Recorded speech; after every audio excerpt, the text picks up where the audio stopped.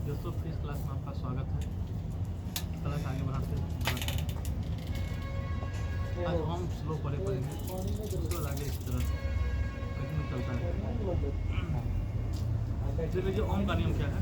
Ohm's law जो है 1828 ईस्वी में आया। कब आया है? 1828 में। 1828 ईस्वी में आया है ओम का नियम। ओम का नियम क्या कहता है देख लीजिए। ओम के नियम के अनुसार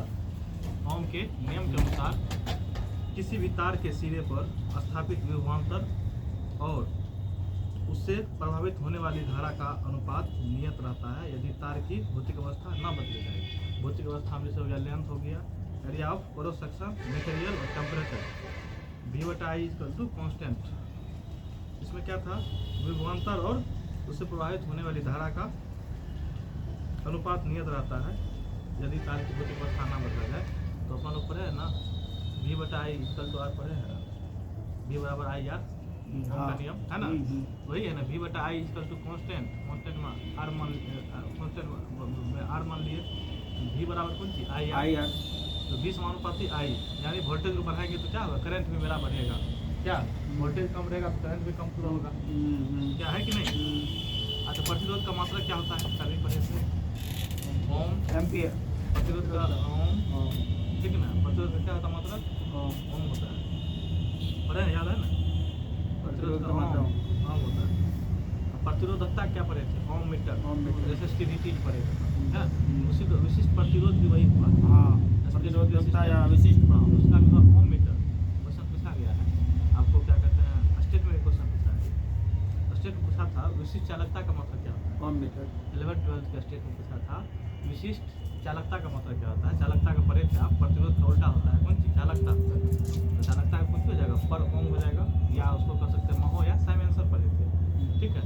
विशिष्ट चालकता स्पेसिफिक कंडक्टेंस पूछता है, उसका जो है ना प्रतिरोधकता जब हम लोग पढ़े हैं उसका उल्टा होता है कौन सी, विशिष्ट चालकता। प्रतिरोधकता का भी क्या पढ़े हैं, ओम मीटर मात्रा।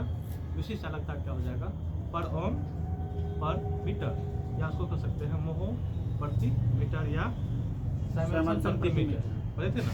इसलिए तो R = V/I। तो वोल्टेज को कौन सी, वोल्टेज विभवांतर को कौन सी, वोल्टेज मात्रक होता है, और क्या कहता है धारा का एम्पियर होता है। क्या है, इलेक्ट्रिक करंट की धारा का मात्रक कौन सी होता है, एम्पियर होता है। तो 1 ओम बराबर कौन सी, 1 ओम बराबर पूछेगा 1 वोल्ट प्रति एम्पियर होता है। ओम का नियम केवल चालकों के लिए वैध है। ओम का नियम कहाँ है, चालकों के लिए। Ohm's law is valid only for conductor, यानी ओम का नियम केवल चालकों के लिए वैध है, समझे। देखिए होगा क्या, यदि आपको धारा मतलब जो है ना करंट को ऊपर फ्लो कीजिएगा, आई को ऊपर लीजिएगा, ठीक, वाई एक्सिस पर, और एक्स एक्सिस को वोल्ट पर रखिएगा, समझे। होता क्या है, इसको क्या कहेंगे, आई भी ग्राफ कहेंगे। यदि वाई एक्सिस पर आई रहेगा और एक्स एक्सिस पर कौन सी रहेगा, भी रहेगा, इसको आई भी ग्राफ कहेंगे, ना कि भी आई ग्राफ कहेंगे, समझे। जो पहले वाई एक्सिस पर रहेगा पहले उसको पढ़ाया, समझे। इसको क्या पढ़ेंगे, आई भी ग्राफ, समझे। जो वाई एक्सिस पर पहले रहेगा उसको पहले पढ़ते हैं, समझे।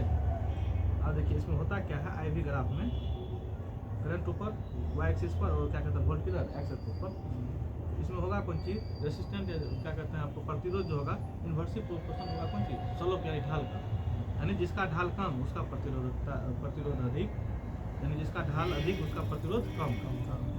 जिसका ढाल क्या है, कम है, प्रतिरोध इसका अधिक हो गया आई भी ग्राफ में, समझे। जिसका देखिए स्लोप अधिक है उसका प्रतिरोध कौन सी हो गया, कम हो गया, समझे, आई भी ग्राफ में। यदि उल्टा रहेगा, यदि वाई एक्सिस पर यदि भी रहेगा और एक्स एक्सिस पर ये रहेगा तो इसका उल्टा, समझे। यहाँ पर देखिए वाई एक्सिस पर पहले भी दे दिए, वोल्टेज को दे दिए, और एक्स एक्सिस पर कौन सी विद्युत धारा आई करंट को दे दिए, समझे। तो इसका हो जाता है R समानुपाती स्लोप, यानी जिसका ढाल अधिक रहेगा उसका जो है प्रतिरोध अधिक रहेगा, और जिसका ढाल कम रहेगा उसका प्रतिरोध कम रहेगा, समझे। क्या VI ग्राफ है ये, यानी देख लीजिए जिसका ढाल कम उसका प्रतिरोध कम, जिसका ढाल अधिक यानी स्लोप जिसका अधिक उसका प्रतिरोध अधिक, समझे। तो VI ग्राफ में क्या होगा, R समानुपाती स्लोप, यानी प्रतिरोध का मान बढ़ाएंगे तो स्लोप का मान भी बढ़ेगा, यानी स्लोप को बढ़ाएंगे तो प्रतिरोध भी बढ़ेगा, और स्लोप को घटाएंगे तो प्रतिरोध भी घटेगा। कौन सा ग्राफ, VI ग्राफ। V कहाँ, कौन सा एक्सिस पर होगा, वाई एक्सिस पर, और I कौन सा एक्सिस पर होगा, एक्स एक्सिस पर होगा, ठीक है। अब देखिए आगे बढ़ते हैं, आप श्रेणी क्रम से श्रेणी क्रम PDF निकाल लीजिए दोस्तों। क्या कहते हैं मोबाइल जो कभी कभी आप लोग देखते होंगे कि क्लास में मोबाइल देखता है, उसमें जो मोबाइल है क्या हम लोग PDF डालते हैं, ठीक है, PDF डालते हैं, इसलिए थोड़ा मोबाइल में लिखना पड़ता है, तो उतना बुक में विस्तार रहता नहीं है, इसलिए हम लोग थोड़ा कोशिश करते हैं कि कुछ अपने से भी डाला जाए, इसलिए PDF जो है हम लोग ग्रुप में डालते हैं। और देखते होंगे कि बीच क्लास में चलते हुए PDF भी यहाँ पर देखते हैं, इसलिए उसका गलत मत समझिएगा कि विद्यार्थी यहाँ पर जो है PDF देखने में बिजी है, ठीक है। चलिए आगे बढ़ाते हैं। श्रेणी क्रम सीरीज देख लीजिए, समझे। आगे बनाते कौन सी श्रेणी क्रम सीरीज। इसमें श्रेणी क्रम में क्या होता है, बोला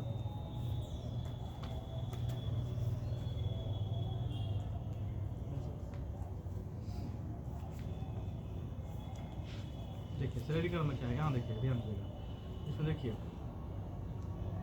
हरा जो है सब में क्या है समान जा रहा है, श्रेणी क्रम यही होना श्रेणी क्रम, ठीक है।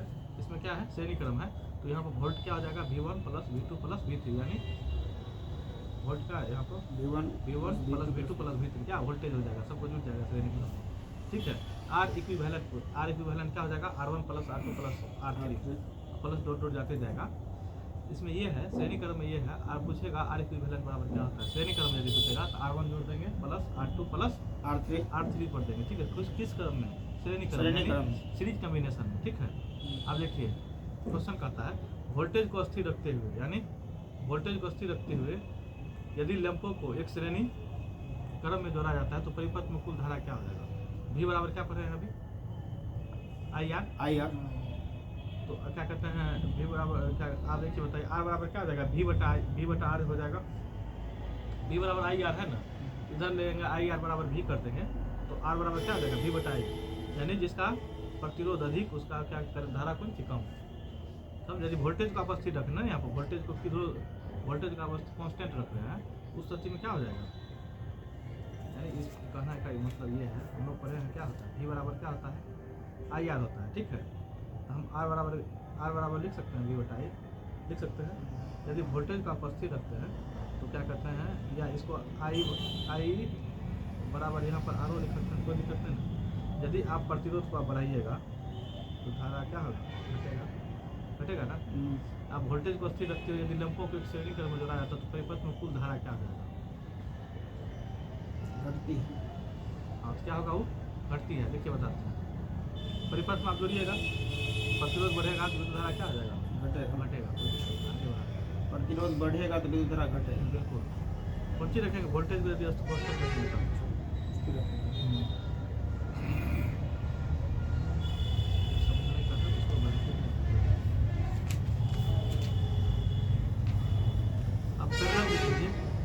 पैरेलल में क्या है पैरेलल कम्बिनेशन, आप लोग सीरीज कम्बिनेशन अभी पढ़े हैं, R इक्विवेलेंट बराबर क्या होता है R2 प्लस R3 होता है। अब पैरेलल वाला आप देख लीजिए क्या होगा, समानांतर वाला में पैरेलल कम्बिनेशन में क्या होता है, पैरेलल कम्बिनेशन में देख रहे हैं इसके पैरेलल ये है, इसके पैरेलल ये, इसके पैरेलल, ठीक है। अब इसमें क्या है, इसमें R इक्विवेलेंट पूछता है, पैरेलल में क्या हो जाएगा समानांतर हो जाएगा 1 बाय कौन सी R इक्विवेलेंट, समझे, हो जाएगा 1/R1 प्लस 1/R2 प्लस कौन सी हो जाएगा 1/R3 प्लस डॉट डॉट जाते हैं, समझे। किसमें पैरेलल यानी समांतर श्रेणी में, समांतर श्रेणी में पूछ जाएगा R इक्विवेलेंट का मान पूछ जाएगा, समांतर श्रेणी में क्या हो जाएगा 1/R1 प्लस 1/R2, हाँ बिल्कुल, प्लस 1/R3 1/R इक्विवेलेंट किसमें यानी समांतर श्रेणी क्रम 1/R1 plus 1/R2 plus 1/R3, यही होगा ना श्रेणी क्रम में R1 प्लस R1 दे देगा 20 ओम दे देगा, R2 दे देगा 30 ओम दे देगा, R3 60 ओम दे देगा। इसको निकालिएगा कैसे 1/R1 plus 1/R2 plus 1/R2 plus 1/R3 से निकाल लीजिएगा, कोई दिक्कत निकल जाएगा ना।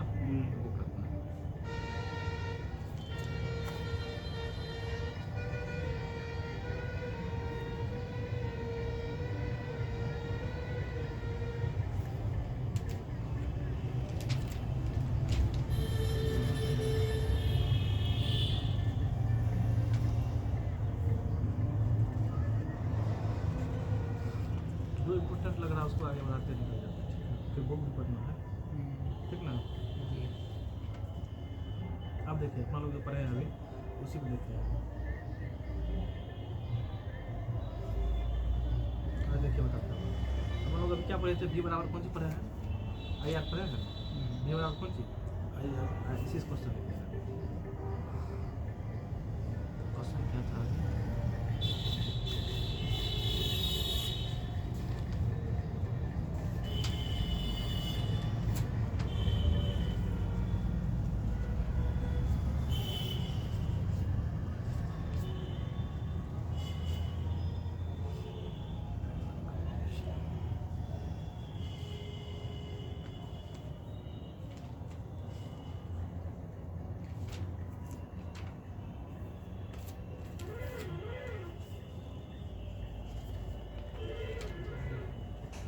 हेलो,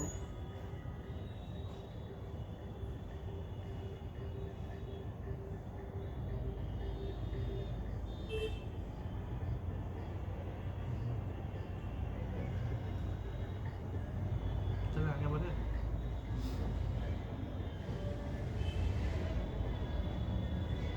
चल आगे बढ़े थोड़ा क्वेश्चन ये है, तार में धारा निर्भर करती है। क्वेश्चन क्या है, the current in a wire depends, यानी तार में धारा निर्भर करती है।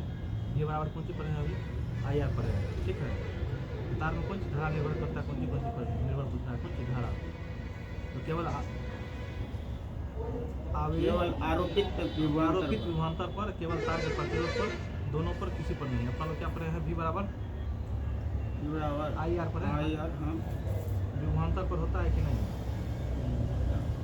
तार के प्रतिरोध पर भी होता है, यानी क्या हो जाएगा, बोथ, यानी तार में धारा निर्भर करती है कौन सी पर, आरोपित विभवांतर पर और दोनों पर निर्भर करता है, ठीक है। कौन सी धारा पढ़े है ना, v बराबर आई आर।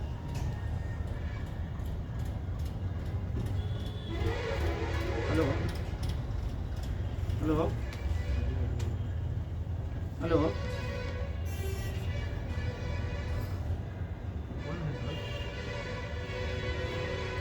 विद्युत शक्ति पढ़ते हैं, विद्युत शक्ति, इलेक्ट्रिक पावर, विद्युत शक्ति। विद्युत शक्ति का मात्रा क्या, वाट। हाँ बिल्कुल, विद्युत शक्ति कौन सी है, तो वाट भी होता है और 1 जूल प्रति सेकंड भी होता है, बता देते हैं। विद्युत शक्ति बराबर होता है क्या, पहले इसको देखेंगे ना। विद्युत शक्ति, electric power, the rate of consumption of electric energy is called electric power, यानी हो गया विद्युत ऊर्जा के व्यय होने की दर को, विद्युत ऊर्जा की व्यय होने की दर को क्या कर सकते हैं, विद्युत शक्ति कहते हैं, यानी इलेक्ट्रिक पावर कहते हैं। The rate of consumption of electric energy is called electric power. ये बराबर होता है कौन सी, व्यय ऊर्जा बटे समय, इसलिए लिखा हुआ विद्युत ऊर्जा के व्यय होने की दर को क्या कर सकते हैं, विद्युत ऊर्जा के व्यय होने की दर को विद्युत शक्ति कहते हैं। तो P बराबर होता है consumption of energy by time, यानी कितना खर्च हुआ ऊर्जा बटे कितना समय होगा उसको। तो P बराबर कौन सी हो जाएगा, एनर्जी का अपन लोग पढ़े थे, एनर्जी का ऊर्जा का जूल होता है, ठीक है, बहुत बढ़िया। समय का सेकंड होता है, इसलिए आपको कोई देगा इलेक्ट्रिक पावर, विद्युत शक्ति का मतलब क्या होता है, जूल प्रति सेकंड या वाट भी होता है। अच्छा, वाट भी है, विद्युत शक्ति का अपना लोग पर मात्रा अगर पूछेगा तो जूल मात्रा वही वाट हुआ या जूल प्रति सेकंड, यानी 1 वाट बराबर आपको हो जाएगा 1 जूल प्रति सेकंड। समझे क्वेश्चन कितना बार पूछा है कि 1 वाट बराबर कितना होता है, 1 जूल प्रति 1 जूल प्रति सेकंड क्यों होता है, समझ लीजिए।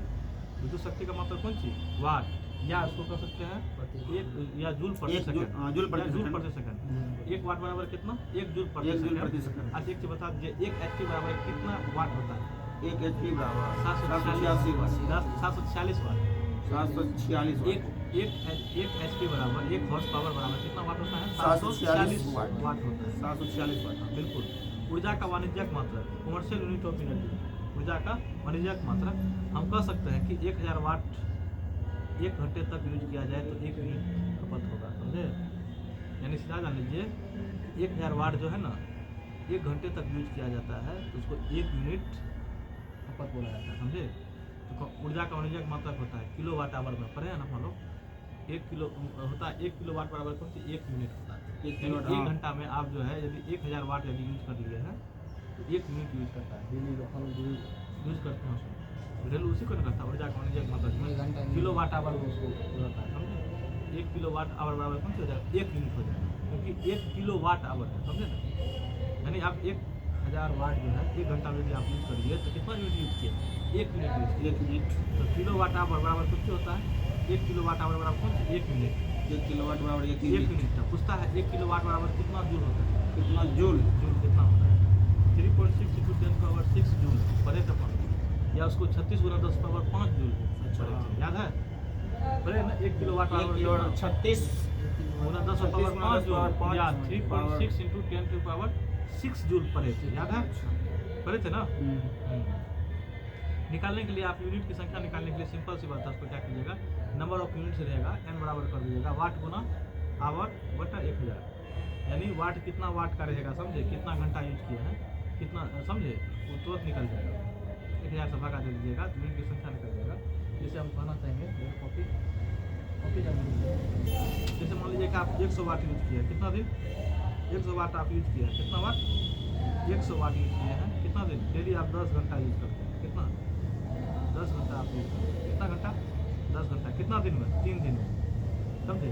अभी नंबर ऑफ यूनिट्स क्या निकाले थे वाट इंटू आवर बटा कितना 1000 ठीक है, तो कितना वाट यूज किए हैं 100 वाट यूज किए हैं ठीक है, घंटा कितना 10 घंटा डेली आप यूज करते हैं तो 3 दिन में कितना घंटा 30 घंटा हो गया बटा 1000 से लगा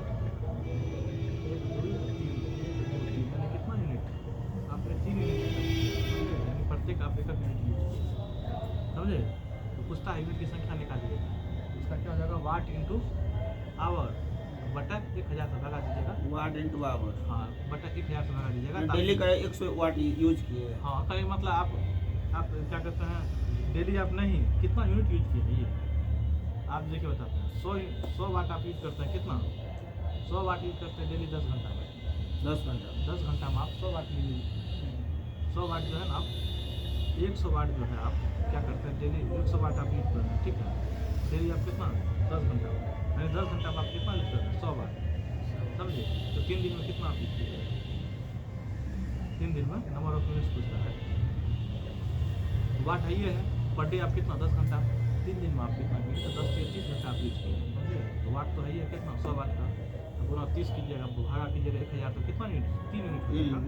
अब ये क्वेश्चन पूछा हुआ है कितना बार क्वेश्चन पूछा है 1 kilowatt hour is unit of क्या होता है ऊर्जा का पावर का इलेक्ट्रिक चार्ज का और इलेक्ट्रिक करंट यानी 1 किलोवाट शक्ति का क्या 1 किलोवाट घंटा है 1 किलोवाट आवर वही हुआ ना घंटा 1 किलोवाट आवर यूनिट ऑफ किसका होता है एनर्जी का होता है कितना बार क्वेश्चन पूछा है समझे 1 किलोवाट हाँ एनर्जी ऊर्जा का होता है पढ़े ऊर्जा का वाणिज्यिक मात्रा कभी पढ़े ना तुरंत पढ़े थे ना मतलब कमर्शियल यूनिट ऑफ एनर्जी यानी ऊर्जा का यूनिट 1 किलोवाट आवर जो है इसका मतलब है ऊर्जा का ऑप्शन में देखिए क्या क्या लिखा हुआ दोस्तों 1 किलोवाट आवर यूनिट ऑफ लिखा हुआ है एनर्जी लिखा हुआ ऑप्शन में ए नंबर बी नंबर लिखा हुआ पावर लिखा हुआ है सी नंबर लिखा हुआ इलेक्ट्रिक चार्ज और डी नंबर लिखा हुआ इलेक्ट्रिक करंट यानी क्या हो जाएगा 1 किलोवाट आवर यूनिट ऑफ क्या हो जाएगा एनर्जी हो जाएगा है ना ऊर्जा का वाणिज्यिक मात्रा का 1 किलोवाट आवर कितना दूर होता है 1 किलोवाट आवर बराबर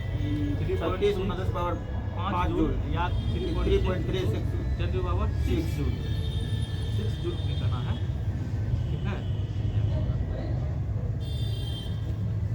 जहाँ जहाँ इम्पोर्टेंट है उसको हम आगे बढ़ाते जाते हैं ठीक है।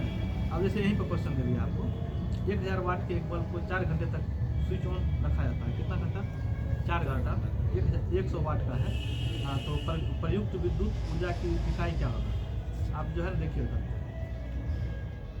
100 गुना 40 है कितना है यहाँ पर 4 दिन है ना 100 वाट है ना 100 वाट की है कितना 4 दिन है 10 4 घंटे तक स्विच ऑन करता है एक दिन का बात है 4 घंटा स्विच 4 घंटा मात्र 4 घंटा मात्र एक 100 गुना 4 बटा 1000 बिल्कुल काट दीजिएगा तो अपना निकल जाएगा 0.4 यूनिट आप यूज किया समझे। अच्छा क्वेश्चन पूछा हुआ कितना हुआ समझे।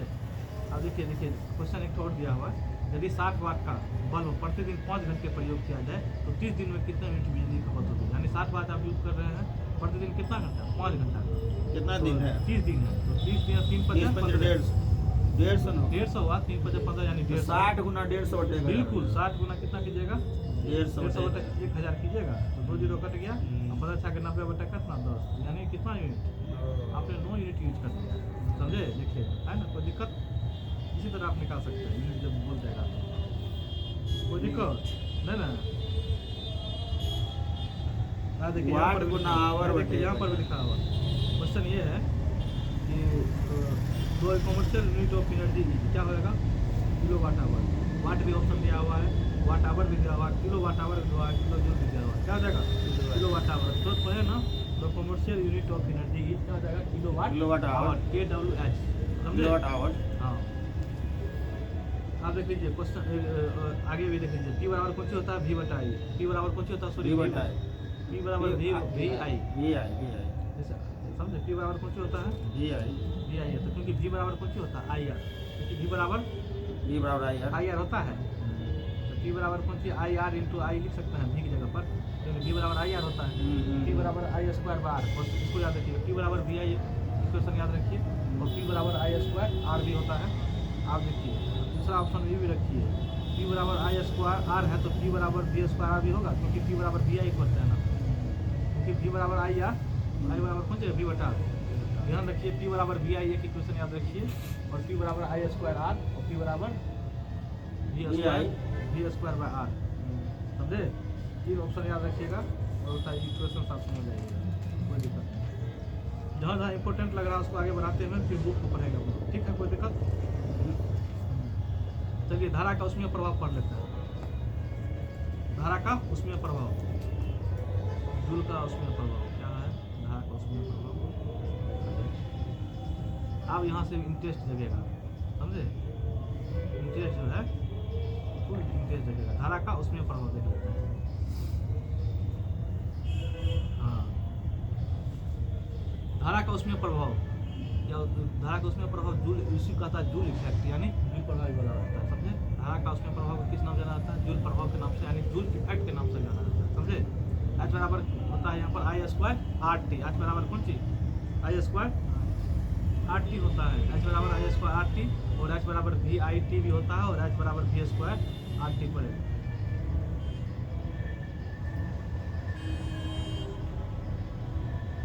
क्वेश्चन तो यहाँ से आ गया है।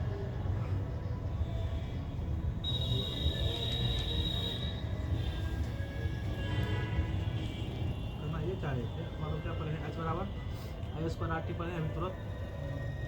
H बराबर क्या RT है, धारा के उसमें प्रभाव कब पूछ देता है, कभी कभी जानते हैं, अति पूछ देता है आपको इक्वेशन, धारा का उसमें प्रभाव इक्वेशन कभी पूछ देता है। H बराबर कौन सी होता है, I स्क्वायर RT, H बराबर I स्क्वायर RT, समझे। H बराबर I स्क्वायर RT जब अपन लोग पढ़े थे, P बराबर I स्क्वायर R पढ़े थे ना, P बराबर I स्क्वायर R पढ़े थे। I स्क्वायर R के जगह पर H बराबर P इंटू T लिख सकते हैं, H बराबर I स्क्वायर RT भी लिख सकते हैं, और H बराबर VIT भी लिख सकते हैं, क्योंकि यहाँ पर समझ गए VIT क्यों लिखते हैं।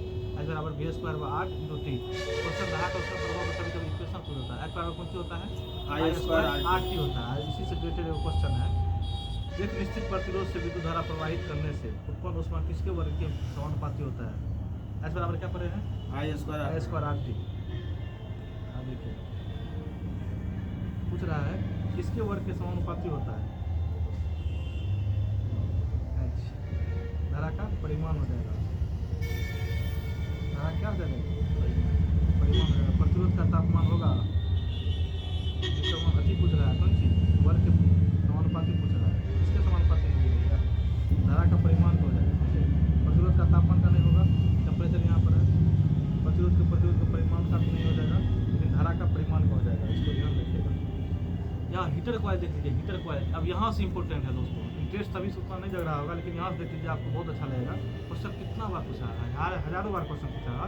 हीटर का जो तार पड़ेगा, हीटर का जो तार होता है हीटर कॉइल, उसमें पूछता है प्रतिरोध कितना होता है, प्रतिरोध हाई होता है, ध्यान प्रतिरोध हाई होता है। हाँ, इसमें क्वेश्चन पूछता है हीटर में, हीटर का प्रतिरोध क्या होता है, रेसिस्टेंट हाई होता है, और मेल्टिंग पॉइंट यानी गलनांक भी हाई होता है।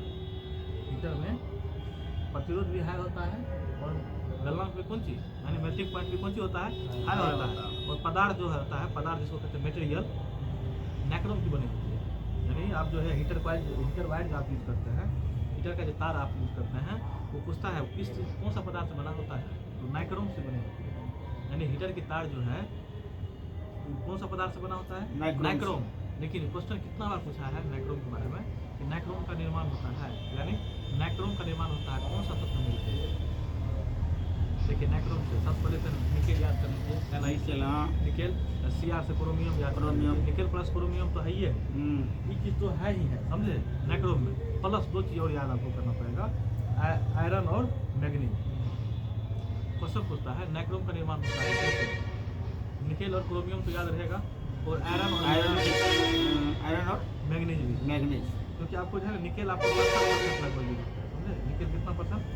लगभग 67% यूज होता है निकेल का। क्रोमियम का उसके बाद होता है, समझे? और बहुत कम मात्रा में आपको आयरन और मैग्नीज का उपयोग होता है। कितना बार क्वेश्चन पूछा है नाइक्रोम में जो है, तो नाइक्रोम का निर्माण होता है कौन सा कंपाउंड होता है? नहीं है विश्वास, अभी आप गूगल पर सर्च मान लीजिए, आपको क्वेश्चन मिल जाएगा। आईटी में क्वेश्चन पूछा हुआ है, नाइक्रोम का निर्माण होता है किस चीज में, समझे? इसमें निकेल प्लस क्रोमियम प्लस कौन चीज? Iron plus manganese. तो आपको देखिए दो चीज जनरली आपको याद रहे, निकेल और क्रोमियम याद रहेगा, सबसे ज्यादा निकेल, निकेल सबसे अधिक, उसके बाद क्रोमियम, ठीक है? उसके बाद आयरन और मैग्नीज, उसके बाद कौन सी हो जाएगा? आयरन और मैग्नीज भी याद है, ठीक है? अब देखिए क्या करते हैं, अब क्वेश्चन पूछता है, लेकिन हीटर का जो तार है, हीटर वायर जो है, पूछता है किस सिद्धांत पर काम करता है? अभी क्या मतलब पढ़े थे, धारा का उसमें प्रभाव पड़े ना, अभी हीटिंग इफेक्ट ऑफ करंट पड़े ना, धारा का उसमें प्रभाव। तो ये जो है आपको धारा का उसमें प्रभाव के सिद्धांत पर ही कार्य करता है, यानी हीटर का जो तार होता है, हीटर का तार किस सिद्धांत पर कार्य करता है? धारा का उसमें प्रभाव पर काम करता है, समझे? क्वेश्चन कितना बार पूछा होगा कि हीटर का जो तार जो है किस सिद्धांत पर काम करता है? धारा का उसमें प्रभाव, यानी हीटिंग इफेक्ट ऑफ करंट, यानी धारा के उसमें प्रभाव पर काम करता है। आप बता दीजिए हीटर का तार में प्रतिरोध क्या होगा? हाई होगा कि लो होगा? हीटर का में हाई होगा, बिल्कुल है, प्रतिरोध हाई होगा। अभी तुरंत गलनांक भी क्वेश्चन, हाई होगा। हाँ बिल्कुल, मेल्टिंग पॉइंट यानी गलनांक भी हाई होगा। तुरंत क्वेश्चन करेंगे इससे रिलेटेड, गलनांक भी हाई हो जाएगा। मेटेरियल पदार्थ किस चीज का बना होगा? हीटर का जो तार में निकेल, क्रोमियम, लोहा और क्रोमियम, वैसे बोलिए क्रोमियम का। क्रोमियम यदि पूछेंगे क्रोमियम किस चीज से बना है? तो क्रोमियम हो गया। हाँ, पदार्थ के बारे में बोलेंगे कौन चीज? क्रोमियम। पदार्थ क्रोमियम से बना है। हाँ, किसका पदार्थ? क्रोमियम किसका पदार्थ?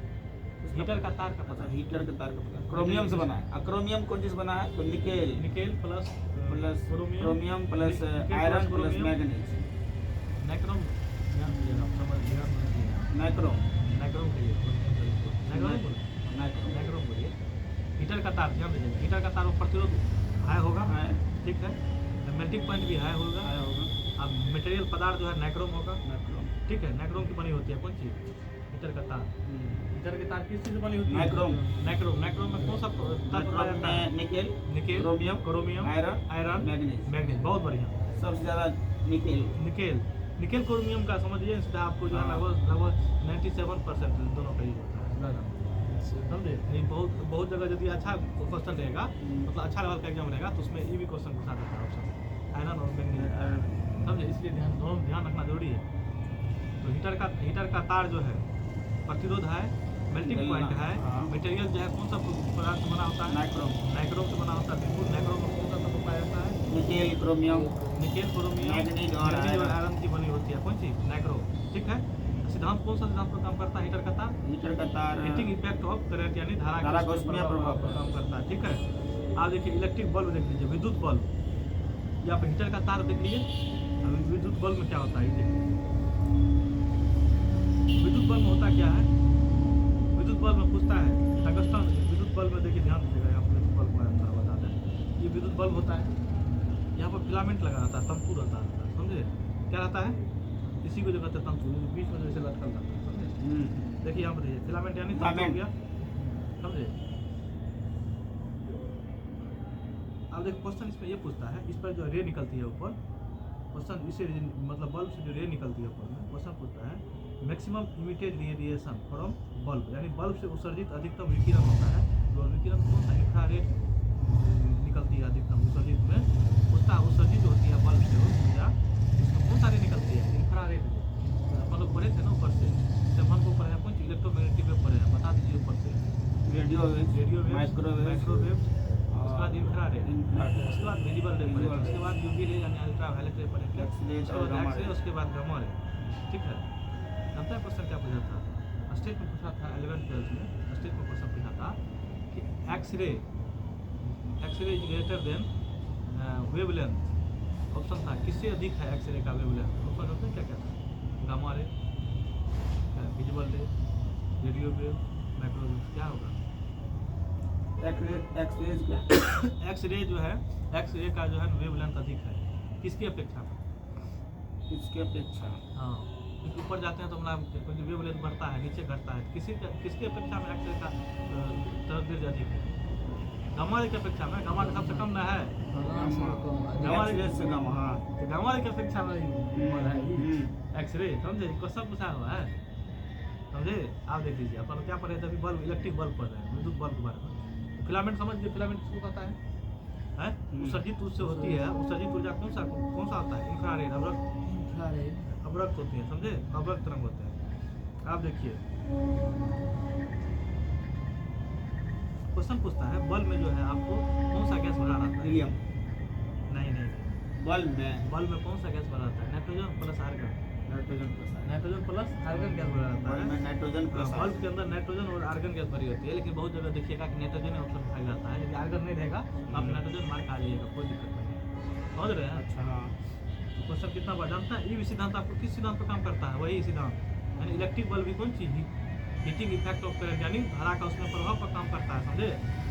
अब ये टंगस्टन जो होता है, टंगस्टन क्या, विद्युत बल्ब में जो टंगस्टन रहता है उसका प्रतिरोध क्या होती है? हाई होती है। इसका टंगस्टन कौन सी होता है? प्रतिरोध इसका हाई होता है। और क्या देखिए, हाई यानी क्या? प्रतिरोध हाई यानी उच्च होती है। मेल्टिंग पॉइंट भी क्या होता है? इसका हाई होता है। जानते हैं कितना होता है मेल्टिंग पॉइंट? उच्च गलनांक कितना होता है? 338 डिग्री सेल्सियस। 338 डिग्री सेल्सियस होता है। कौन सी मेल्टिंग पॉइंट? किसका? टंगस्टन का। विद्युत बल्ब में जो टंगस्टन रहता है, टंगस्टन का क्या कहते हैं? प्रतिरोध क्या होगा? हाई होगा, ठीक है। मेल्टिंग पॉइंट यानी उच्च गलनांक हाई होगा, लेकिन हाई में भी कितना डिग्री सेल्सियस? 338 डिग्री सेल्सियस होता है, समझे? बाप रे बाप, टंगस्टन देखते हैं कितना हाई होता है। लेकिन पूछता है किस सिद्धांत पर काम करता है electric bulb? Heating effect of current, यानी धारा का कौन चीज उसमें प्रभाव पर काम करता है। ये भी हीटर का तार भी किस सिद्धांत पर? धारा का उसमें प्रभाव। और ये भी कौन सी? धारा का उसमें प्रभाव पर कौन सी? इलेक्ट्रिक बल्ब, यानी विद्युत बल्ब भी कौन सी? धारा का उसमें प्रभाव पर काम करता है, ठीक है। आप एक आदिश क्वेश्चन पढ़ेंगे। एक फिलामेंट प्रकार के प्रकाश बल्ब में, क्वेश्चन है दोस्तों, एक फिलामेंट प्रकार के प्रकाश बल्ब में खपत की गई अधिकांश विद्युत शक्ति इस प्रकार दिखाई देती है। अभी पढ़े थे ना, maximum emitted radiation from bulb, यानी बल्ब से अधिकतम कौन सा क्या कहते हैं आपको? इंफ्रारेड रेडिएशन निकलती है। इंफ्रारेड। ऑप्शन देखिए क्या लिखा है? विजुअल लाइट लिखा हुआ है, इंफ्रारेड बल्ब से, इंफ्रारेड रे, और क्या कहते हैं अल्ट्रावायलेट रे, फ्लोरोसेंट, मतलब अधिकतम मात्रा में इंफ्रारेड रे निकलती है। क्वेश्चन यही लिखा हुआ है ना, देखिए। एक फिलामेंट प्रकार के प्रकाश बल्ब में खपत की गई अधिकांश विद्युत शक्ति इस प्रकार दिखाई देती है। ऑप्शन देखिए, विजुअल लाइट दिया हुआ है, इंफ्रारेड रेज दिया हुआ, अल्ट्रावायलेट रेज दिया हुआ और फ्लोरोसेंट लाइट दिया हुआ। क्या हो जाएगा? इंफ्रारेड। अभी तुरंत पढ़े थे। प्रकाश बल्ब में जो है अधिक मात्रा में, यानी मैक्सिमम इमिटेड रेडिएशन फ्रॉम कौन सी बल्ब से? इंफ्रारेड रेज, समझे? कोई दिक्कत? क्वेश्चन कितना बार पूछा हुआ है?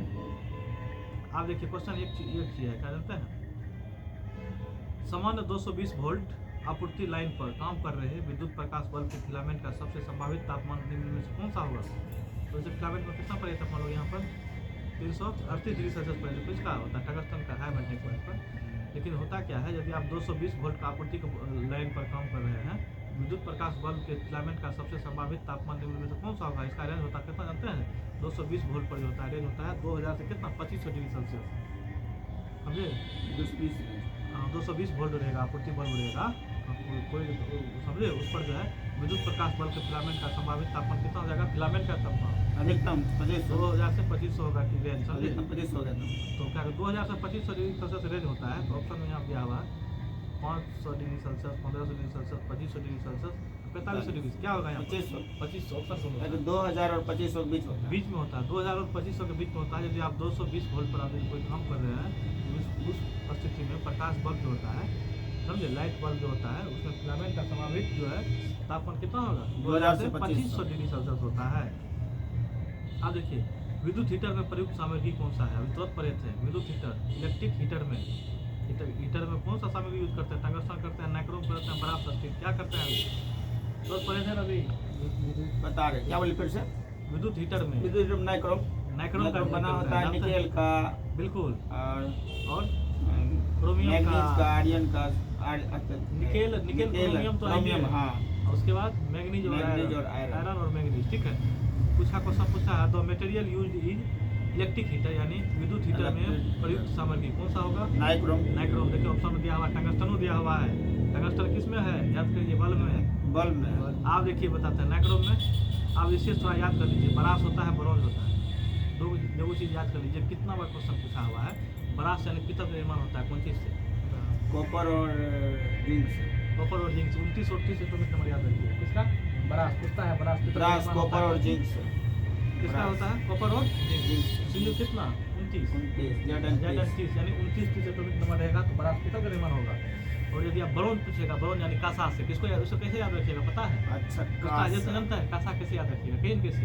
टीन और तांबा। नहीं बताते हैं कैसे याद कीजिएगा। याद करने का तरीका तो जान रहे हैं, लेकिन जानिए कैसे? ये चौथे में भी है ना। सुनिए बताते हैं कैसे याद कीजिएगा। सुनिए बताते हैं कैसे याद कीजिएगा। जैसे आपको पूछेगा ब्रॉन्ज यानी कांसा का निर्माण होता है। ब्रॉन्ज यानी कांसा का निर्माण पूछेगा कैसे होता है, उसको याद कीजिएगा। एग्जाम अभी कौन सा बोर्ड में हो रहा है? सीबीटी बोर्ड में हो रहा है। कंप्यूटर बेस्ड टेस्ट हो रहा है ना सीबीटी बोर्ड में, तो बी से ब्रॉन्ज याद रखती है। ब्रॉन्ज कौन चीज़ है? ब्रॉन्ज यानी कांसा का निर्माण कौन चीज़ होगा? सी पर कौन चीज़? कॉपर, और टी पर कौन चीज़? टीन। कॉपर और टीन के निर्माण से कौन चीज़ होता है? ब्रॉन्ज का निर्माण होता है। सीबीटी से याद रखिएगा, समझे? ब्रॉन्ज यानी कांसा का निर्माण कौन चीज़ होगा? कॉपर और टीन से।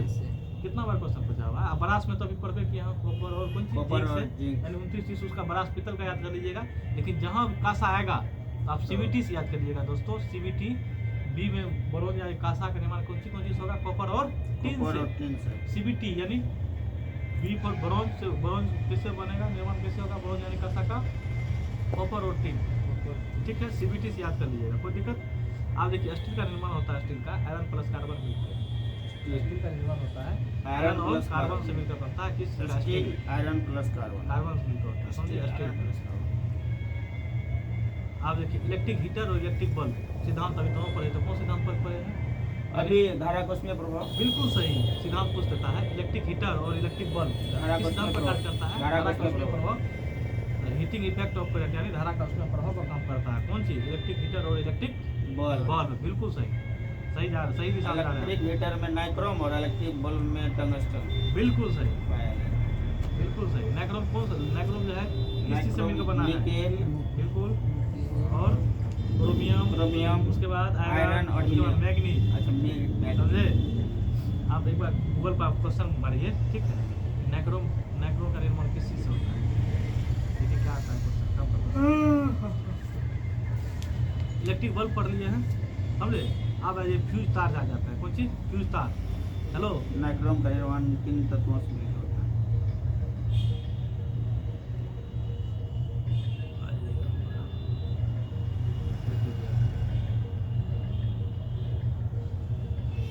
क्वेश्चन पूछा हुआ RRC group D previous year 55 held on 2018 में क्वेश्चन पूछा है। ऑप्शन देखिए क्या क्या है, आप खुद मारिएगा ऑप्शन। क्वेश्चन लिखा हुआ है नाइक्रोम में किस मिश्र धातु से बना हुआ है? देखिए तो मारिए तो।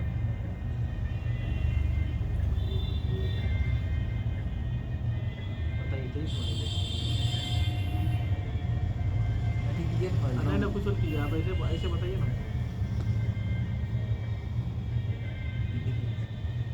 लोहा हो गया, मैग्नीज हो गया, क्रोमियम हो गया, निकल, ये तो बिल्कुल ये नंबर होगा। देखिए है ये नंबर, देख रहे हैं? सर ऐसे नहीं कह रहे हैं, प्रूफ रखते हैं उसका, ठीक है? कोई दिक्कत? देखिए इसलिए हम बार बार वहाँ पर रिकॉर्ड कर रहे थे। आप देखिए अपन लोग क्या क्या पढ़े थे अभी? विद्युत हीटर और क्या बल्ब पढ़े थे। अब आ जाइए फ्यूज वायर चलाइए। फ्यूज का तार, अपना लोग फ्यूज तार यूज करते हैं ना।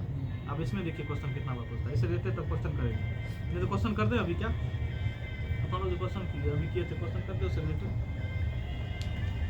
पढ़े थे अपन लोग।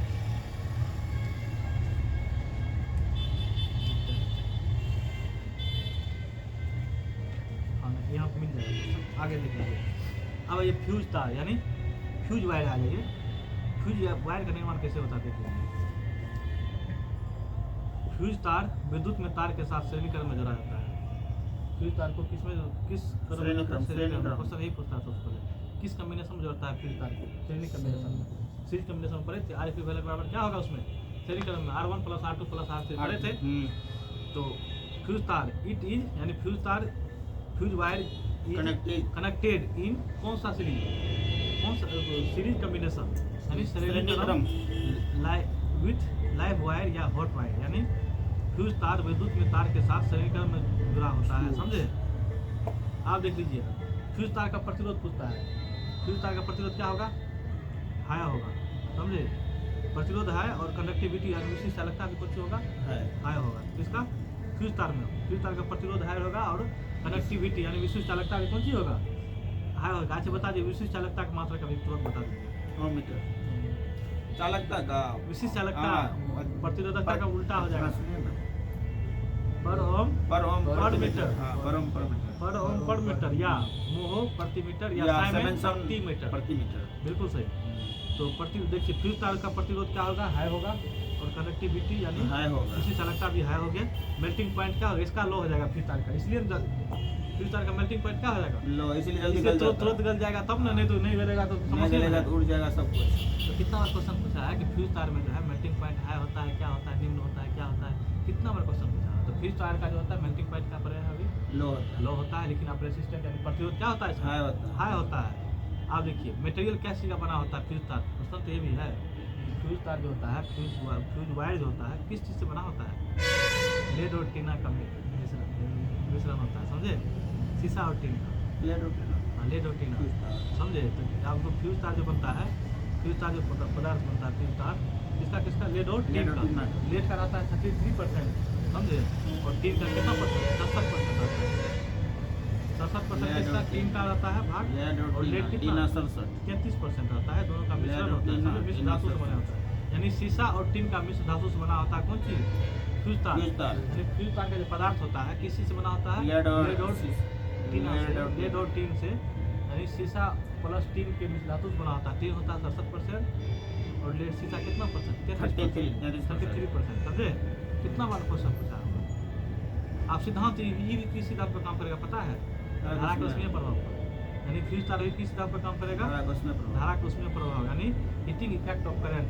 वो सब पूछता है फ्यूज तार का जो है सिद्धांत किस सिद्धांत पर काम करता है? फ्यूज तार धारा को उसमें प्रभाव, हीटिंग इफेक्ट ऑफ करंट, धारा का उसमें प्रभाव पर काम करता है। आप एक क्वेश्चन आप इस क्वेश्चन करेंगे। जानता क्वेश्चन क्या है? निम्नलिखित में से कौन सी विशेषता फ्यूज तार के लिए उपयुक्त नहीं है? अपना लोग फ्यूज तार की विशेषता पहले बता दीजिए क्या क्या होता है फ्यूज तार में?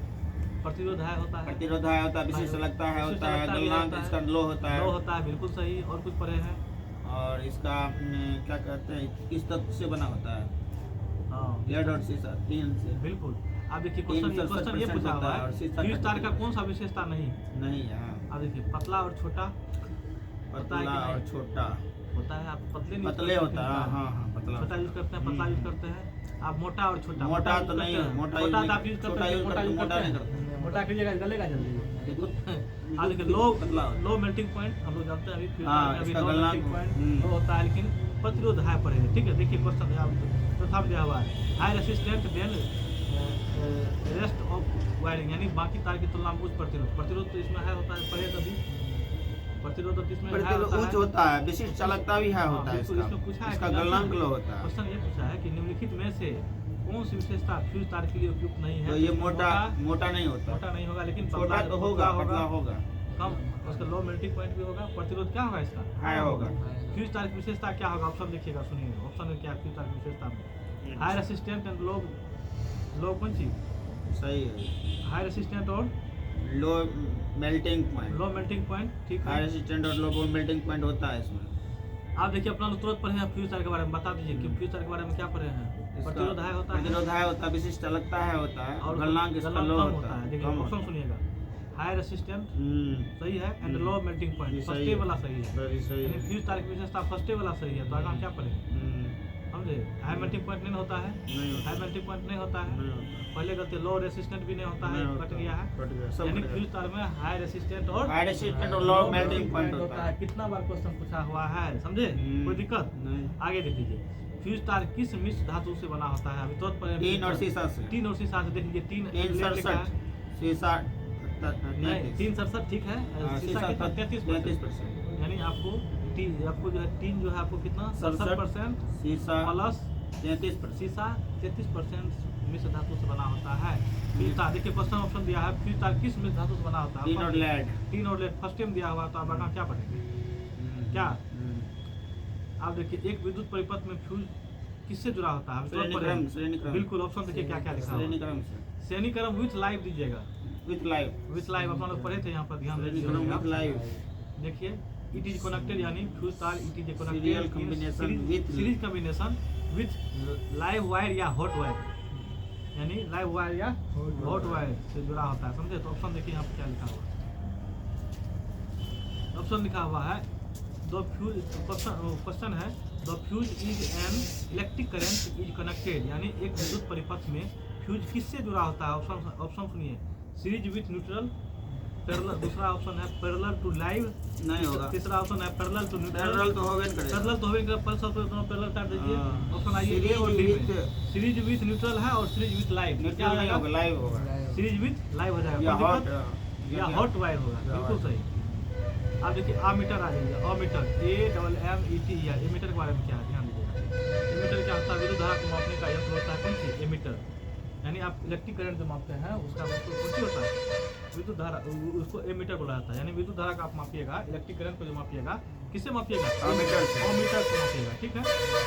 अब देखिए अमीटर जो होता है किस श्रेणी में जुड़ा होता है, क्वेश्चन ये भी होता है, कौन सा श्रेणी में, ये सीरीज कॉम्बिनेशन में, श्रेणी क्रम में जुड़ा होता है, समझे।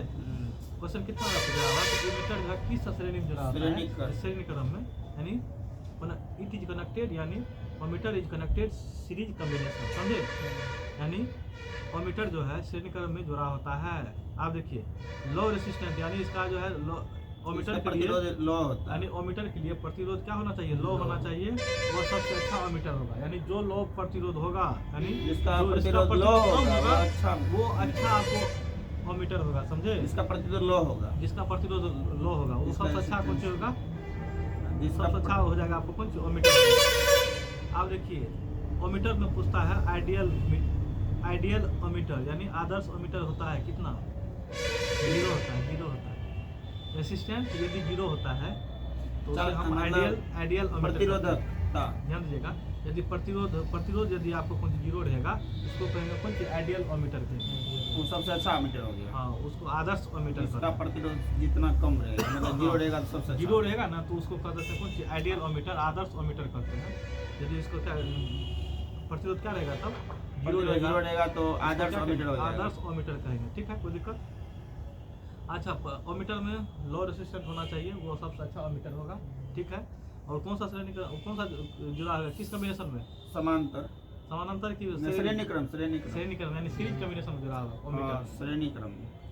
ओमीटर का काम क्या होता है, इलेक्ट्रिक करंट को मापना, विद्युत धारा मेजर इलेक्ट्रिक करंट, समझे, विद्युत धारा को मापना, विद्युत धारा को मापता है, कोई दिक्कत।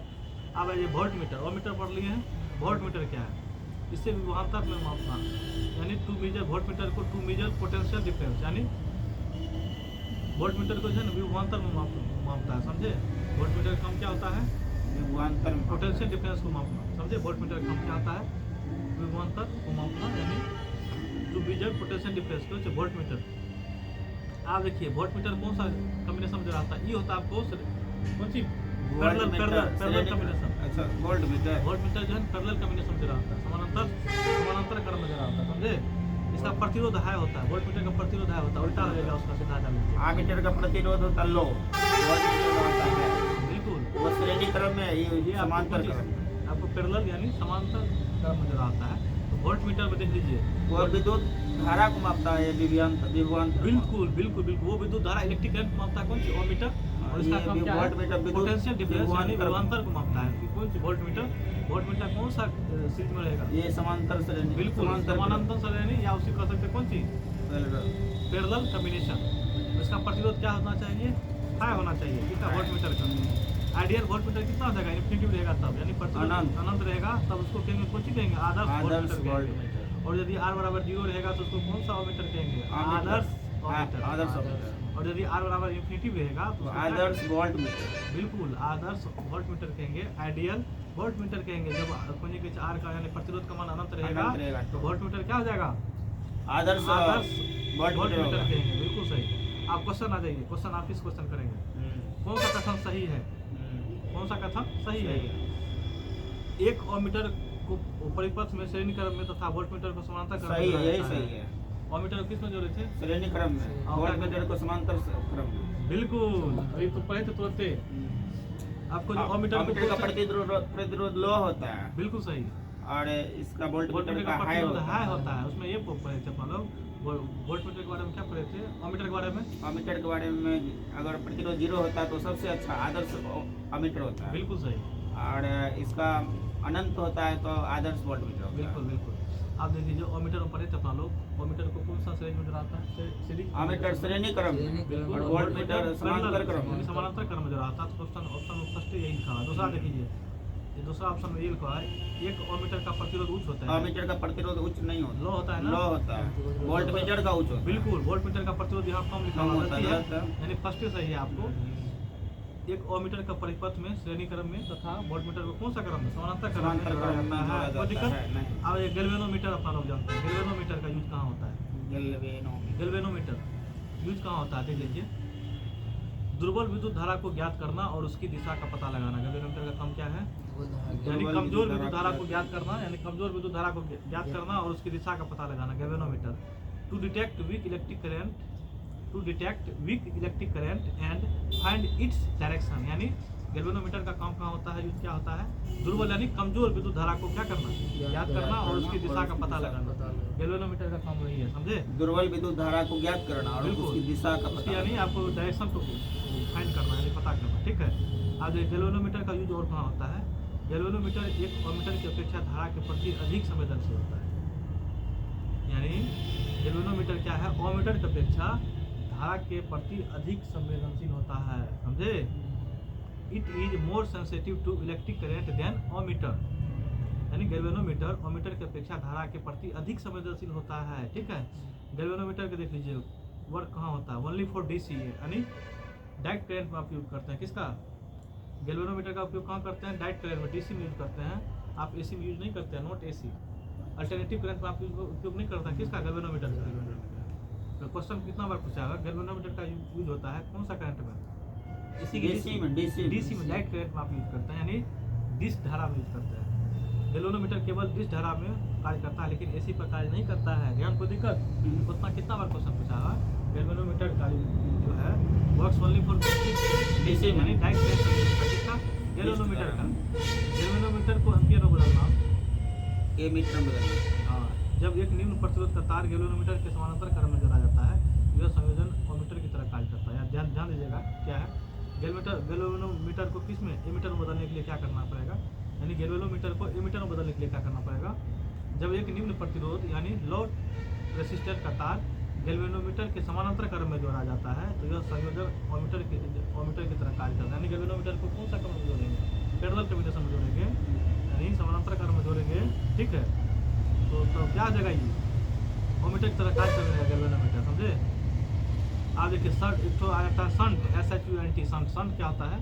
शंट एक निम्न प्रतिरोध का तार है जिसे विद्युत उपकरणों के समानांतर क्रम में उन्हें जलने से बचने के लिए लगाया जाता है। शंट तार है ना? तार है, निम्न प्रतिरोध, निम्न लो मतलब लो रेजिस्टेंस का तार है जिसे विद्युत उपकरणों के समानांतर क्रम में यानी पैरेलल कॉम्बिनेशन में जलने से बचने के लिए लगाया जाता है, समझे? शंट का। आप देखिए गैल्वेनोमीटर को वोल्टमीटर में बदलने के लिए क्या करना पड़ेगा?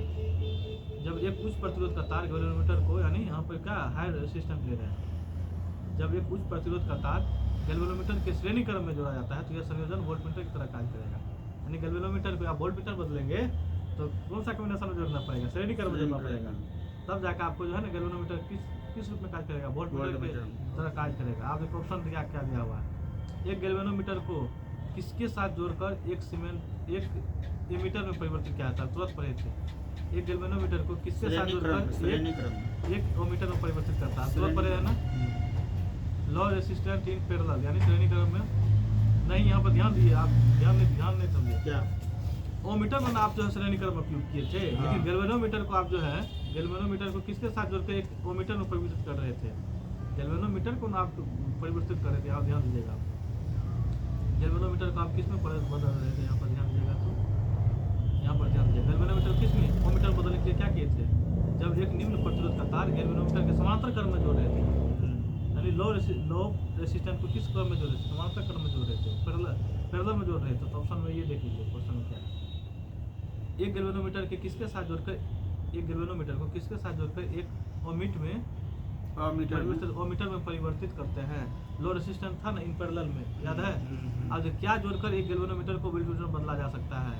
हाई रेसिस्टेंस और सीरीज कॉम्बिनेशन में होता है। अब यहाँ पर है, यहाँ ध्यान दीजिए, यहाँ पर गैल्वेनोमीटर को वोल्टमीटर को उच्च प्रतिरोध का तार श्रेणीक्रम में रहता है। तो यह का किस रूप में कार्य करेगा, यानी गैल्वेनोमीटर जो है वोल्टमीटर में काम करना पड़ेगा। हाई रेजिस्टेंट इन बिल्कुल। क्वेश्चन है क्या जोड़कर एक गैल्वेनोमीटर को वोल्टमीटर में बदला जा सकता है। हाई रेजिस्टेंस प्रतिरोध और श्रेणीक्रम में इन सीरीज कॉम्बिनेशन में जोड़ेंगे तो हो जाएगा, समझे। चलिए अब आ जाते हैं यहाँ पे रेक्टिफायर के बारे में जानते हैं। डिस्चार्ज क्या होता है जानते हैं, जब आप एसी को डीसी बदलते हैं उसी कहते हैं रेक्टिफायर। जब एसी को डीसी बदलेंगे उसको क्या कहेंगे, रेक्टिफायर। रेक्टिफायर उसी कहते हैं डिस्चार्ज। कितना बार क्वेश्चन पूछा हुआ है, यदि एसी को आप डीसी बदलते हैं, एसी मतलब क्या, एसी का प्रूफ एयर करें, और डीसी का मतलब डायरेक्ट करंट। अब एसी को किस में बदलिएगा, डीसी में बदलिएगा तो उसको क्या कहेंगे, रेक्टिफायर कहेंगे, यानी डिस्चार्ज कहेंगे, ठीक है। एसी का फुल फॉर्म क्या होता है, अल्टरनेटिव करंट। डीसी क्या होता है, डायरेक्ट करंट। अल्टरनेटिव करंट का होता है प्रत्यावर्ती धारा, और डीसी का होता है डायरेक्ट करंट, यानी डायरेक्ट दिशा में।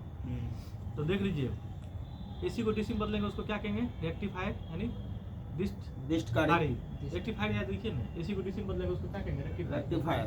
आगे निकलिए, इन्वर्टर क्या होता है, इन्वर्टर डीसी को किस में बदलते हैं, डीसी को एसी में बदलना। इन्वर्टर का काम का क्या होता है, डीसी को डायरेक्ट करंट को क्या करता है, वो एसी में बदल देता है, समझे।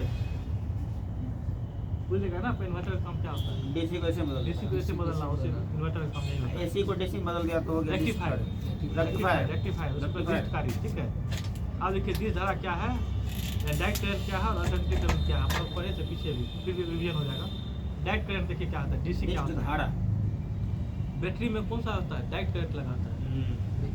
बैटरी में डायरेक्ट करंट सीधे उसमें आता करंट आता है, ठीक है। बैटरी में डीसी हो गया बैटरी।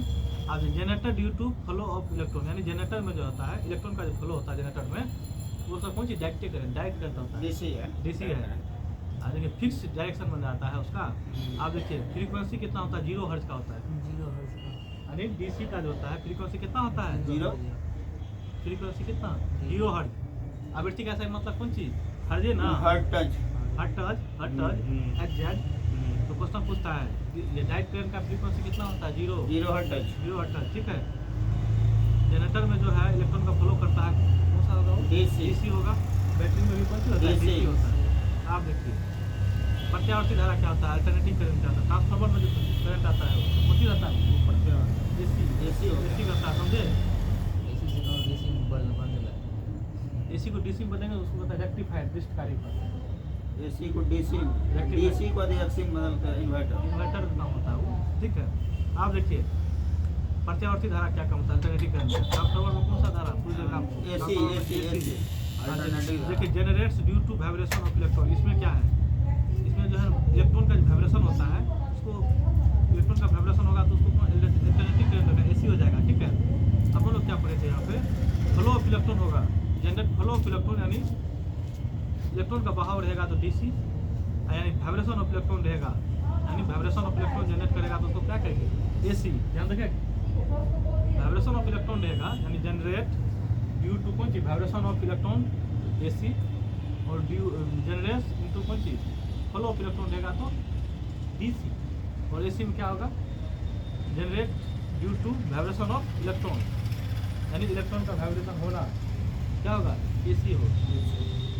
आप देखिए क्वेश्चन ध्यान दीजिएगा, इंडिया में जो अपना यूज करते हैं फ्रीक्वेंसी, कितना फ्रीक्वेंसी यूज करते हैं पता है, 50 हर्ट्ज का अपना यूज करते हैं, कितना 50 हर्ट्ज का यूज करता है। लेकिन अमेरिका में जो होता है यूज 60 हर्ट्ज का यूज होता है जनरली, समझे।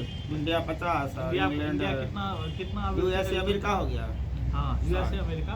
यूएसए में जो होता है ना उसमें आपको जो फ्रीक्वेंसी यूज होता है 60 हर्ट्ज का, लेकिन भारत में जो है जनरली कितना 50 हर्ट्ज का यूज होता है, समझे।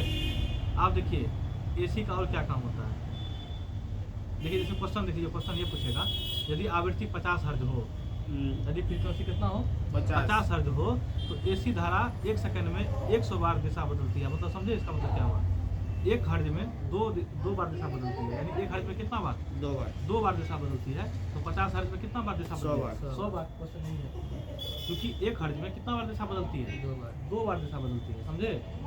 1 हर्ट्ज में कितना बार दिशा, 2 बार। 50 हर्ट्ज में 100 बार। यदि पूछ देगा कि अमेरिका में, मान लीजिए अमेरिका का फ्रीक्वेंसी जो है 50 हर्ट्ज है, तो एसी को जो है यानी एसी करंट को जो है 1 सेकंड में कितना बार आप जो है क्या करते हैं दिशा बदलेगी?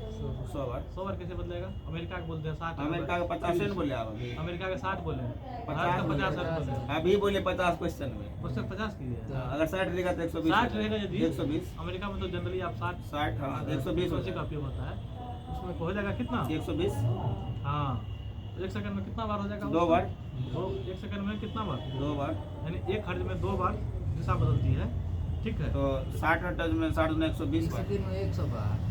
नहीं, ध्यान दीजिएगा क्वेश्चन क्या है। 1 हर्ट्ज यदि में 2 आवृत्ति बार। 50 हर्ट्ज हो, एसी धारा 1 सेकंड में, यानी 1 सेकंड में 100 बार दिशा बदलती है। 1 हर्ट्ज में कितना बार? 2 बार दिशा बदलती है। ये 1 सेकंड का बात है, यानी एक हर्ट्ज में कितना बार दिशा बदलती है? 2 बार। तो 50 हर्ट्ज में कितना बार? 100 बार। तो 100 बार बदलेगा दिशा। लेकिन अमेरिका जैसे मान लीजिए 60 फ्रीक्वेंसीज का आता है जनरली, तो 120 बार। कितना बार? 1 सेकंड में कितना बार बदलेगा दिशा? 2 बार। 120 बार दिशा बदलेगा, क्योंकि 1 हर्ट्ज में 2 बार बदलता है ना। तो 50 आप 60 हर्ट्ज यूज कर रहे हैं। 1 हर्ट्ज में 2 बार, 1 सेकंड 100 बार। हाँ, नहीं 1 सेकंड में तो 1 सेकंड में किसके अनुसार? 1 सेकंड में 120 बार में हो गया अमेरिका के अमेरिका अनुसार। के अनुसार, इंडिया के अनुसार 100 बार, क्योंकि आप जानते हैं कि 1 हर्ट्ज में 2 बार दिशा बदलती है। तो भारत का जो है फ्रीक्वेंसी कितना होता है? 50 हर्ट्ज। तो 100 बार दिशा बदलेगा 1 सेकंड में। अमेरिका कितना बार दिशा बदलेगा 1 सेकंड में? 1 सेकंड में 120 बार। बिल्कुल सही, बिल्कुल सही।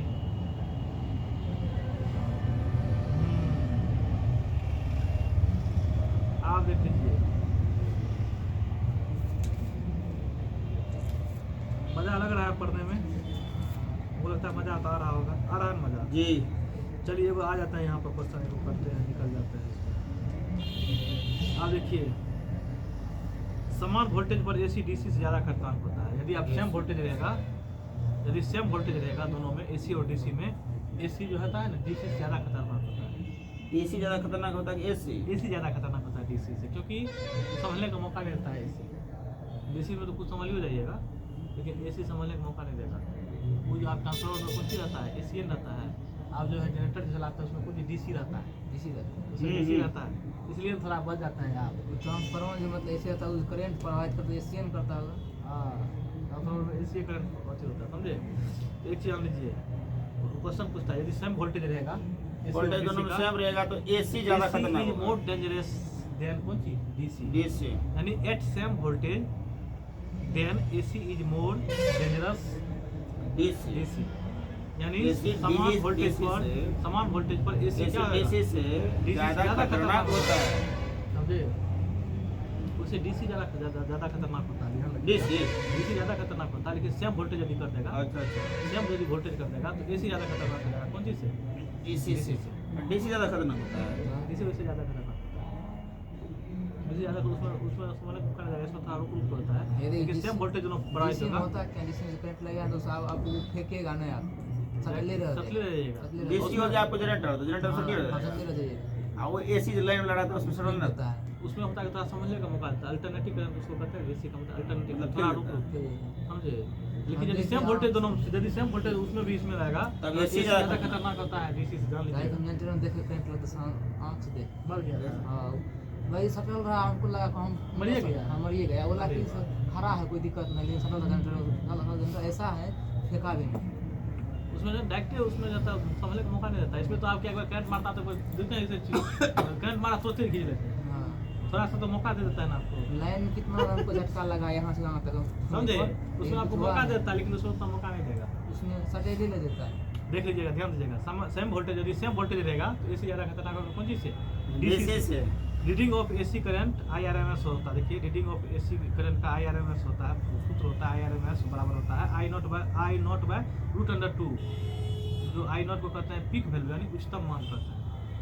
IRMS वैल्यू कभी कभी पूछ देता है डायरेक्ट, क्या हो जाएगा? I naught by √2। I naught क्या होगा? पीक वैल्यू हो जाएगा। गैल्वेनोमीटर एसी पर कार्य नहीं करती है। क्वेश्चन कितना बार पूछा होगा? गैल्वेनोमीटर किस पर कार्य करती है? एसी पर कार्य नहीं करती है। गैल्वेनोमीटर कौन चीज? एसी इसी पर पर कार्य कार्य नहीं नहीं करता। करता। ट्रांसफार्मर देख लीजिए, ट्रांसफार्मर जानवे करते हैं, ट्रांसफार्मर जानवे करते हैं ना। आप देख लीजिए इसको, ट्रांसफार्मर के बारे में कुछ आप लोग बता दें। एक होता है स्टेप अप और होता है स्टेप डाउन। स्टेप अप समझते हैं? स्टेप अप करना फिर स्टॉप डाउन कर देना, हाँ ऊपर नीचे ऊपर करता नीचे है करते हैं। लाइट काटने के लिए। स्टेप अप मतलब कुछ ही हो गया, ऊपर कर दिया ना। स्टेप डाउन मतलब क्या होगा, नीचे कर दिया। नीचे करने से लाइट आ जाएगा, नीचे ऊपर कर देगा देखिए, तो ऊपर लाइट कीजिएगा तो क्या होगा, लाइट आ कट जाएगा। जाएगा, ऊपर कीजिएगा तो लाइट कटेगा, वोल्टेज अधिक हो जाएगा लेकिन करंट कम हो जाएगा। स्टेप अप में वोल्टेज बढ़ जाएगा, यानी वोल्टेज बढ़ जाएगा लेकिन करंट जो है कम हो जाएगा। लाइट कट जाएगा, इसलिए आप ऊपर उठाते हैं तो अच्छी हो जाता है, लाइट कट जाता है। लाइट देखिए वोल्टेज तो अधिक हो जाएगा लेकिन आपको करंट नहीं रहेगा, करंट लो हो जाएगा लेकिन वोल्टेज बढ़ जाएगा। ट्रांसफार्मर जैसे आप ऊपर जाएगा, स्टेप अप कीजिएगा, स्टेप अप कीजिएगा तो उसमें करंट अधिक हो जाएगा लेकिन वोल्टेज क्या आ जाएगा, यानी वोल्टेज अधिक हो जाएगा लेकिन करंट कम हो जाएगा ना। आप स्टेप अप कीजिएगा उसमें क्या होगा, करंट कम हो जाएगा, वोल्टेज बढ़ अधिक हो जाएगा। जाएगा, करंट कम हो जाएगा, कम हो जाएगा। ठीक है। बाजी में मतलब वहाँ से पीसी और देखिए इसमें ध्यान दीजिएगा, ट्रांसफार्मर होता है पीसी और एससी होता है। पीसी और मतलब SC। प्राइमरी कॉइल और एससी मतलब सेकेंडरी कॉइल, समझे। तो पीसी देखिए इसका प्राइमरी कॉइल इतने होता है और सेकेंडरी कॉइल कितना हो जाता है, इतना हो जाता है, यानी बढ़ जाता है सेकेंडरी कॉइल, इसमें ये होता है। वैसे प्राइमरी कॉइल सेकेंडरी कॉइल देख लीजिए, दोनों तरफ ऐसे ऐसे रहता है, ऊपर उधर भी कॉइल ऐसे ऐसे रहता है, इधर भी ऐसे। इसमें एक होता है प्राइमरी कॉइल, इधर से होता है कुछ सेकेंडरी कॉइल है, बीच में जो होता है रहता है, देखिए बीच में ऐसे रहता है, तब ऐसे ऐसे ऐसे करके रहता है, ऐसे ऐसे करके इधर को प्राइमरी कॉइल, उधर से सेकेंडरी कॉइल। होता क्या, जब स्टेप अप ऊपर करते हैं उठाते हैं, इसमें जो होता है वोल्टेज क्या होता है, बढ़ जाता है लेकिन करंट कम होता है, तो प्राइमरी कॉइल घट जाता है, सेकेंडरी कॉइल बढ़ जाता है। और इसमें देखिए स्टेप डाउन में क्या होता है, जैसे आप नीचा कीजिएगा तो वोल्टेज कम हो जाएगा लेकिन करंट क्या आ जाएगा, बढ़ जाएगा, धारा अधिक हो जाएगा, समझे। क्योंकि P बराबर VI होता है, P बराबर VI होता है, तो P आप जब मान लीजिए P बराबर VI होता है तो V बराबर कुछ हो जाएगा, P बटा I हो जा सकता है। जैसे आप करंट को बढ़ाइएगा तो वोल्टेज क्या आ जाएगा, कम हो जाएगा, जैसे वोल्टेज बढ़ाइएगा तो करंट क्या आ जाएगा, बढ़ जाएगा। बात उल्टा यही है।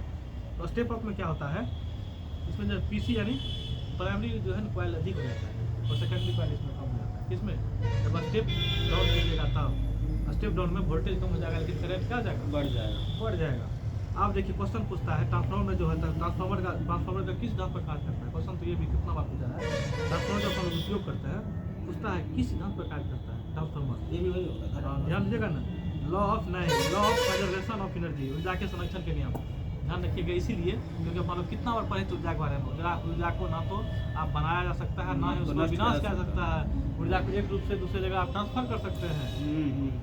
इसलिए ट्रांसफार्मर में जो है, ट्रांसफार्मर किस सिद्धांत पर कार्य करेगा, ऊर्जा के संरक्षण के नियम पर, law of conservation of energy, यानी एनर्जी को यानी ऊर्जा को आप ना तो उत्पन्न कर सकते हैं और ना ही क्या करते विनाश कर सकते हैं। ऊर्जा को आप एक जगह से दूसरी जगह ट्रांसफर कर सकते हैं दोस्तों, समझे। इसलिए कितना बार क्वेश्चन पूछा गया, ट्रांसफार्मर जो है किस सिद्धांत पर कार्य करता है, ऊर्जा का संरक्षण नियम के सिद्धांत पर कार्य करता है, law of conservation of energy, ऊर्जा का संरक्षण नियम। आप देखिए ट्रांसफार्मर के सिद्धांत में और देख लीजिए, विद्युत चुम्बकीय प्रेरण, इलेक्ट्रोमैग्नेटिक इंडक्शन जो है ट्रांसफार्मर का सिद्धांत जो है इस पर भी कार्य करता है। विद्युत चुम्बकीय प्रेरण इलेक्ट्रोमैग्नेटिक इंडक्शन पर भी कार्य करता है और म्यूचुअल इंडक्शन अन्योन्य प्रेरण पर भी कार्य करता है, समझे। आज ट्रांसफार्मर का सिद्धांत जो होता है म्यूचुअल इंडक्शन पर भी कार्य करता है और फैराडे लॉ पर भी काम करता है, फैराडे के नियम पर भी काम करता है। कौन चीज, ट्रांसफार्मर का सिद्धांत जो है किस पर कार्य करता है, देखिए ऊर्जा के संरक्षण का नियम पर कार्य करता है और इलेक्ट्रोमैग्नेटिक इंडक्शन पर काम करता है और म्यूचुअल इंडक्शन पर काम करता है और फैराडे लॉ पर भी काम करता है। इतना सिद्धांत पर कार्य करता है, समझे। कितना बार क्वेश्चन पूछा हुआ है, ट्रांसफार्मर का सिद्धांत किस किस पर कार्य करता है, ऊर्जा के संरक्षण के नियम जानबे करते हैं, आप ध्यान रखिएगा। उसके साथ साथ आप इलेक्ट्रोमैग्नेटिक इंडक्शन भी देखिए, याद कर लीजिए, विद्युत चुम्बकीय प्रेरण का भी और म्यूचुअल इंडक्शन सिद्धांत पर भी कार्य करता है और फैराडे लॉ पर भी कार्य करता है ट्रांसफार्मर के सिद्धांत, समझे। फैराडे लॉ के नियम पे भी काम। हाँ देखिए बताते हैं, सुनिए क्वेश्चन ये है, क्या है क्वेश्चन जानते हैं क्या करता है, ट्रांसफार्मर कन्वर्ट करने के लिए एक उपकरण है, क्या करता है, लो वोल्टेज एसी को क्या करता है, हाई वोल्टेज एसी बदल देता है। ट्रांसफार्मर जो क्या करता है, ट्रांसफार्मर क्या करता है, लो एसी वोल्टेज को हाई एसी वोल्टेज बदलता है। उसमें आप जानते हैं करासन, उसमें तेल रहता है, सब चीज उसमें कम वही रहता है। लो वोल्टेज में क्या करता है, हाई कर देता है, यानी ट्रांसफार्मर कन्वर्ट करने के लिए उपकरण कुछ ही करता है, लो वोल्टेज को हाई वोल्टेज में बदल देता है, ठीक है। अब देखिए विद्युत ऊर्जा काम क्या होता है, यांत्रिक ऊर्जा में बदलना। विद्युत ऊर्जा यांत्रिक ऊर्जा बदलता है कौन सी, इलेक्ट्रिक मोटर। इलेक्ट्रिक मोटर में क्या होता है, विद्युत ऊर्जा को किस में बदलता है, यांत्रिक ऊर्जा। इलेक्ट्रिक कौन सी हो गया, मोटर। इलेक्ट्रिक मोटर का काम क्या होता है, विद्युत ऊर्जा को यांत्रिक ऊर्जा में बदलना, इलेक्ट्रिक एनर्जी को किस में कन्वर्ट, मैकेनिकल एनर्जी में बदल देता है, कौन, इलेक्ट्रिक मोटर। आप देखिए अपना तुरंत पढ़े थे, एसी को डीसी में बदलने के लिए उपयोग किया जाने वाला डिवाइस कौन सा है, एसी की डीसी बदले थे, एसी को डीसी में Rectifier। 5 मीटर एसी को डीसी बदले थे, डिस्कारी डिस्कारी को नहीं, डिस्कारी रेक्टिफायर, रेक्टिफायर हाँ ठीक है, अच्छा बोले आप, हिंदी बोले रेक्टिफायर। देखिए ऑप्शन दिया है, एमीटर दिया है, गैल्वेनोमीटर दिया है, रेक्टिफायर दिया है, ट्रांसफार्मर दिया हुआ, क्या हो जाएगा? एसी को डीसी बदलना है, क्या रेक्टिफायर होगा? होगा रेक्टिफायर। डीसी को एसी में बदलेंगे तो वो हो जाएगा आपको इन्वर्टर। इन्वर्टर भी उसमें यूज करते हैं। आप देखिए किरचॉफ का नियम दे दीजिए, किरचॉफ का नियम क्या कहता है? KCL, Kirchhoff first law. Kirchhoff का प्रथम नियम क्या कहता है दोस्तों, ध्यान दीजिएगा। इधर I1 I2 I3 इधर हो गया, इधर I4 इधर I5, ठीक है। इतना बराबर इतना कीजिएगा, I1 plus I2 plus I3 बराबर I4 plus I5। I incoming जितना इसमें आ रहा है, समझे, और I आउटगोइंग कौन चीज? I4 plus I5। क्वेश्चन इसमें यही दिया हुआ है। इतना बराबर इतना कीजिएगा, 13.4 एम्पीयर इतना दिया, 2.6 एम्पीयर इतना दिया हुआ, बराबर इतना बराबर कितना? कितना कर दीजिएगा तो इतना आ जाएगा, ठीक है, कोई दिक्कत। बराबर इसको एक्स मान लीजिएगा, निकल जाएगा। किरचॉफ का पहला नियम, कितना बार क्वेश्चन पूछा है दोस्तों? किरचॉफ का पहला नियम किस सिद्धांत पर कार्य करता है? आवेश के संरक्षण सिद्धांत पर। किरचॉफ का पहला नियम आवेश के लॉ संरक्षण। Of conservation of charge. Kirchhoff का पहला नियम आवेश के आवेश यानी चार्ज मतलब क्या होता है? आवेश, आवेश का मतलब क्या होता है? कितना आवेश के संरक्षण सिद्धांत। कूलम होता है ना, आवेश का मतलब कूलम होता है ना चार्ज।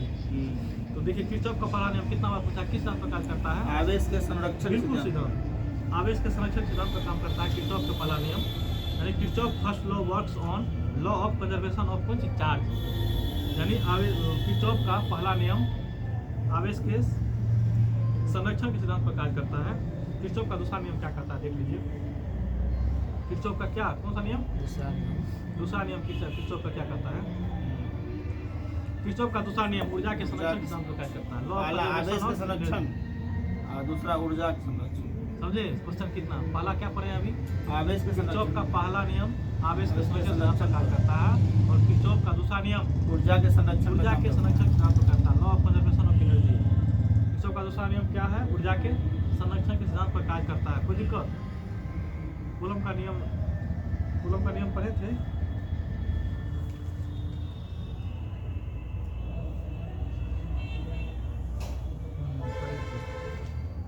चलिए आप अपना लोग पढ़ लेते हैं, क्या चीज? बुक पढ़ लेते हैं, तुरंत खत्म हो जाएगा। लाइए तो बुक देखिए, मेरा बुक है,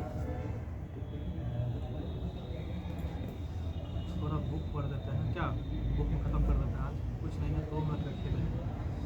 दोस्तों कैसा लग रहा है वीडियो, थोड़ा बताएं वीडियो के बारे में, कैसा लग रहा है बताइए। कुछ खाना बहुत चाहेंगे? बहुत बहुत अच्छा लग रहा है। कुछ खाना चाहेंगे? और सब कुछ इसमें मैटर कुछ खाना चाहेंगे? मुझे तो कुछ ऐसा याद आ रहा है, कुछ ऐसा बोलना। पहुँच रहे हैं सर। कहाँ है? यहाँ पे ऊपर। हो गया? हाँ, हो रही है। हो रही है अभी, क्या हो रहा है? फिजिक्स चल रहा है। फिजिक्स चल रहा है? हाँ हाँ, आइएगा तब ना। आना पड़ेगा तो। नहीं रहेगा तो कोनो बात नहीं है, थोड़ा सा जुगाड़ हम करा देंगे। देख लीजिए आपको जैसा लग रहा है। आज पढ़े नहीं तो। आज आज आइए जाइए ना। पकड़ दें, आज पढ़े नहीं तो सर्विस कर लेता हूँ। ठीक है ठीक ठीक, नहीं अपने मूड में पढ़ेंगे अभी कहिएगा पढ़ ले तो नहीं पढ़े पढ़ तो नहीं पढ़े। ठीक ठीक ठीक ठीक। ठीक है तो सब मेरा जी को बोल दीजिएगा तो क्या लोग करने के लिए। हाँ लाइन पर अभी है, वीडियो ऑन है, क्या कहना चाह रहे हैं? बोले क्या लोग कब होगा? ठाकुर को बोल दिया। क्या बोला है? ठाकुर बोल दिया ओके। आज ठीक हो जाएगा, वो बोल दिया तो अब पीछे तो बोल।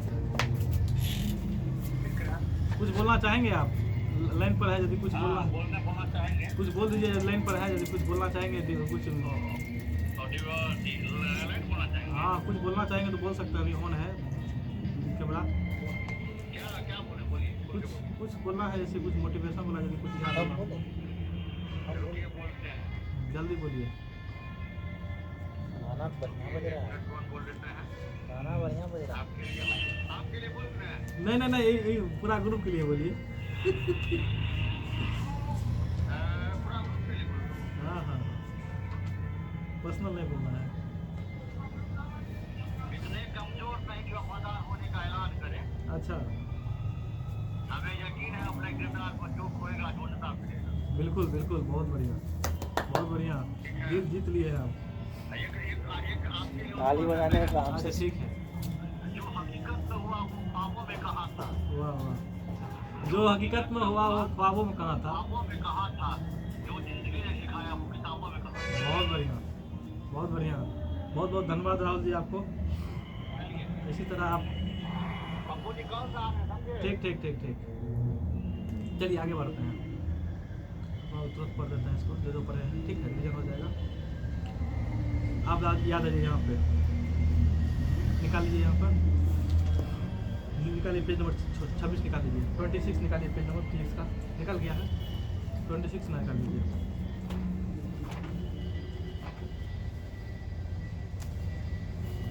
विद्युत धारिता देख लेते हैं। विद्युत धारिता क्या है? विद्युत धारिता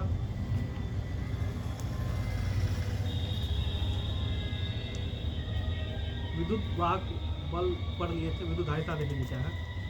इलेक्ट्रो कैपेसिटी और कैपेसिटेंस। कैपेसिटेंस विद्युत धारिता, इलेक्ट्रो कैपेसिटी या कैपेसिटेंस। विद्युत धारिता क्या है देख लीजिए। किसी चालक विभव में एकांक वृद्धि करने के हेतु, किसी चालक विभव में एकांक वृद्धि करने आवश्यक आवेश की मात्रा चालक की विद्युत धारिता कहलाती है। विद्युत धारिता की मात्रा कूलम बाय वोल्ट या फेराडे एफ। अपन लोग बोले थे, अब फेराडे लॉ पर भी काम करता है, ट्रांसफार्मर का सिद्धांत फेराडे लॉ पर भी कार्य करता है, पढ़े थे ना। चालक की धारिता उसकी सतह के क्षेत्रफल पर निर्भर करती है। यदि चालक के वातावरण का माध्यम वायु या निर्वात है तो धारिता क्या हो जाएगी? कम हो जाएगा।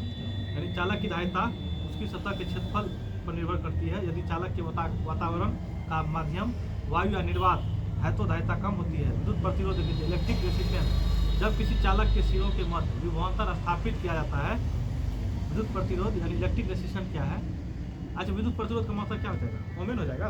हाँ, तो इसको ओम या आर बराबर V बराबर आई आर होता है ना। आर बराबर क्या हो जाएगा? V बटा आई हो जाएगा, वोल्ट प्रति एम्पियर हो जाएगा ना। विद्युत प्रतिरोध का मतलब क्या हो जाएगा? ओम या वोल्ट प्रति एम्पियर।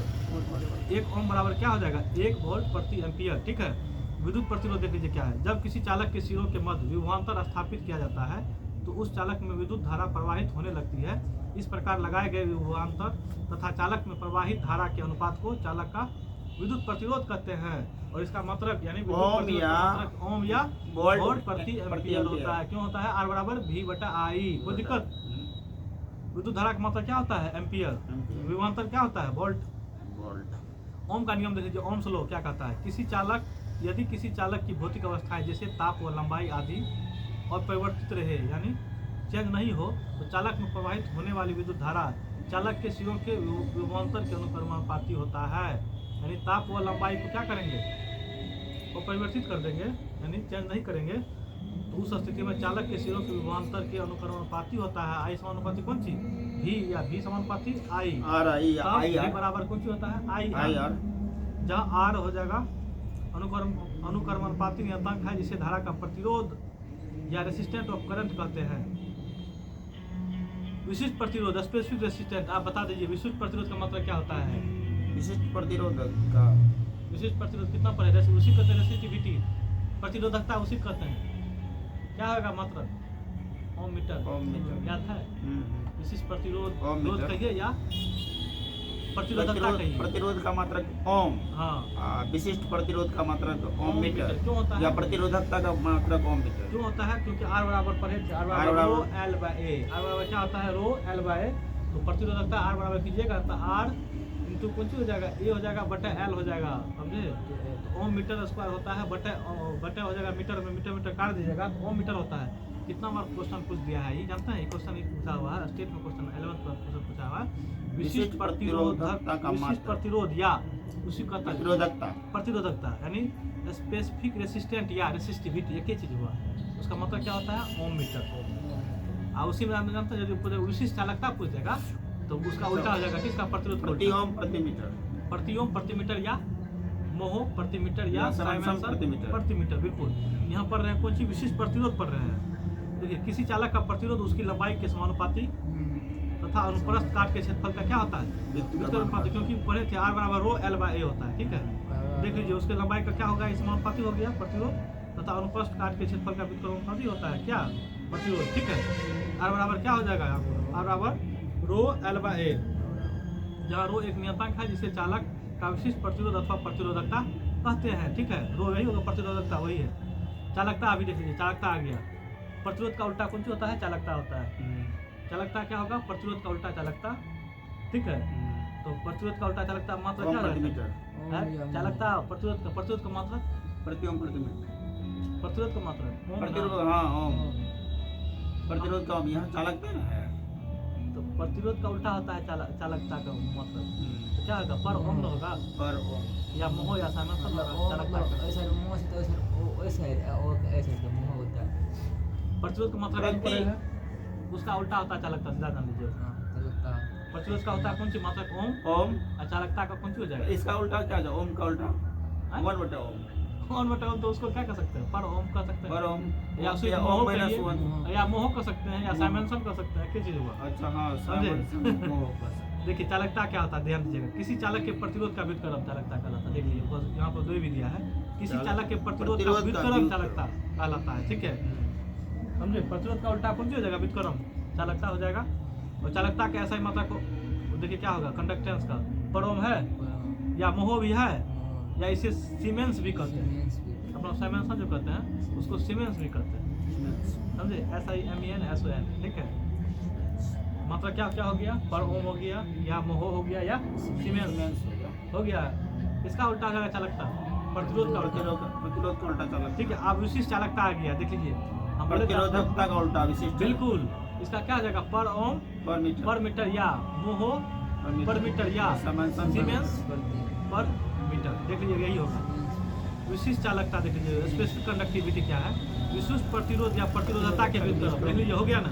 विशिष्ट प्रतिरोध यानी स्पेसिफिक रेसिस्टेंट, या प्रतिरोधकता यानी रेसिस्टिविटी। स्पेसिफिक रेसिस्टेंस या रेसिस्टिविटी के व्युत्क्रम यानी विशिष्ट प्रतिरोध या प्रतिरोधकता के व्युत्क्रम को विशिष्ट चालकता कहते हैं। हो गया? कोई दिक्कत? समझ रहे हैं? कहाँ से? देखिए, इसे सिग्मा से व्यक्त करते हैं। विशिष्ट चालकता किससे? सिग्मा से व्यक्त करते हैं। और विशिष्ट चालकता का मात्रक होता है सीमेंस प्रति मीटर, या मोह प्रति मीटर, या पर ओम पर मीटर। समझे? कोई दिक्कत? आप देखिए, चालक का विशिष्ट प्रतिरोध कम होने पर उसकी विशिष्ट चालकता बढ़ जाती है। यानी चालक का विशिष्ट प्रतिरोध कम होगा तो उसकी चालकता क्या देगा? उसकी चालकता बढ़ ध्यान जाएगी। देगा। यदि चालक का प्रतिरोध कम होगा तो चालकता बढ़ेगी। चालक का विशिष्ट प्रतिरोध यदि कम होगा, क्योंकि उल्टा होता है इसका, उसकी चालकता बढ़ेगी। विशिष्ट चालकता बढ़ेगी। यानी प्रतिरोध कम होगा तो यानी विशिष्ट प्रतिरोध कम होगा तो विशिष्ट चालकता क्या होगी? बढ़ेगी। बढ़ जाएगी। यानी प्रतिरोधकता कम होगा तो क्या कहते हैं? विशिष्ट चालकता क्या हो जाएगा? अधिक हो जाएगा। कोई दिक्कत? क्योंकि उल्टा होता ही है ना, व्युत्क्रम होता है। देखिए, धारा घनत्व क्या कहलाता है? Current density. एकांक क्षेत्रफल में प्रवाहित होने वाली धारा की मात्रा को क्या कहते हैं? धारा घनत्व। इसे J से प्रदर्शित करते हैं। अब देखिए, विद्युत सामर्थ्य या इलेक्ट्रिक पावर जो पढ़े थे अपन, मात्रा क्या पढ़े थे? इलेक्ट्रिक पावर का मात्रा क्या होता है? वाट पढ़े थे, या क्या पढ़े थे? विद्युत शक्ति का मात्रक वाट पढ़े थे, या कौन जूल प्रति सेकंड पढ़े थे? पढ़े थे। 1 वाट बराबर 1 जूल प्रति सेकंड पढ़े थे ना? एक वाट बराबर 746 इलेक्ट्रिक पावर। हाँ, 1 वाट बराबर पढ़े थे कि 1 वाट पर 1 जो है 1 HP बराबर पढ़े थे 746 वाट पढ़े थे। 1 HP 1 हॉर्स पावर पढ़े थे कितना वाट? 746 वाट पढ़े थे। विद्युत सामर्थ्य 1 किलोवाट बराबर 1 यूनिट। 1 यूनिट, बिल्कुल सही। समझे? और किसका मतलब होता है? ऊर्जा का। ऊर्जा का कमर्शियल यूनिट होता है। समझे? किसी विद्युत परिपथ में जिस दर से, देखिए विद्युत सामर्थ्य क्या कहता है? इलेक्ट्रिक पावर क्या कहता है? किसी विद्युत परिपथ में जिस दर से विद्युत ऊर्जा स्थानांतरित होती है उसे विद्युत शक्ति कहते हैं। विद्युत शक्ति का मात्रा क्या होता है? वाट या जूल प्रति सेकंड। कोई दिक्कत? इलेक्ट्रिक पावर का मात्रा क्या होता है? विद्युत शक्ति का वाट या कौन चीज? जूल प्रति सेकंड होता है। कोई दिक्कत? आप देखिए, अपना तो पढ़िए लिए थे इसके बारे में विस्तार से। आगे हम थोड़ा सा ये देख लीजिए।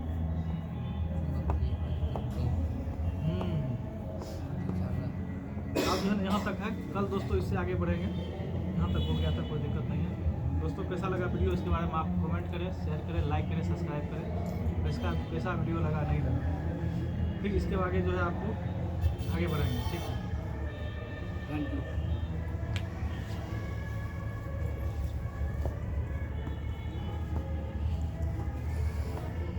आया तो सब दिन